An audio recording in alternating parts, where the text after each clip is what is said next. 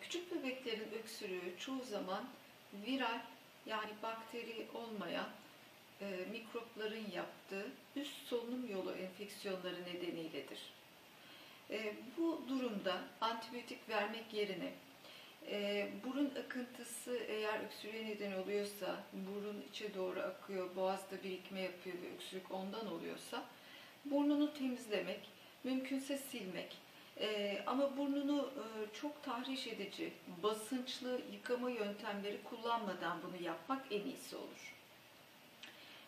Öksürük göğüse indiyse, göğüste balgam doluluğu ve hırıltı varsa bunu artık evde tedavi etmemek, mutlaka bir hekime başvurarak tedavi almak gerekir. Çünkü göğüse inmiş olan öksürük ya solunum yolu enfeksiyonunun akciğere yerleştiğini veya çocukta var olan bir alerjik altyapının nefes borularının alt uçlarına doğru inmiş olduğunu bize gösterir. Göğsü hırlayan ve öksürüğü dolu dolu göğüsten gelen bebeklerin mutlaka ya çocuk uzmanı yahut çocuk göğüs hastalıkları uzmanı tarafından muayene edilmesi ve takip edilmesi lazımdır. Küçük bebeklerde herhangi bir belirti, öksürük de bunlardan biridir. Sadece bir ilaç bulup internetten okuyup onun tedavisine yönlenmek son derece tehlikeli olacaktır. Çünkü küçük bebeklerde, özellikle ilk 1 yaşın içindeki bebeklerde bulgular çok hızlı değişebilir ve çok tehlikeli bir zaman evde kaybedilmiş olabilir.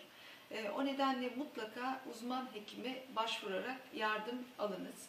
Eğer bebek bir viral enfeksiyonsa, yani bir nezle geçiriyor ise, evde de başka birilerinde bu salgından etkilenenler var ise, eminseniz ki bu bir nezledir, göğse inmemişse, sadece burun akıntısı, ufak halsizliklerle birlikte giden hafif öksürükler var ise, buruna serum fizyolojik yapmak, temizlemek ve C vitamininden zengin gıdalarla bebeği beslemek en doğrusu olacaktır.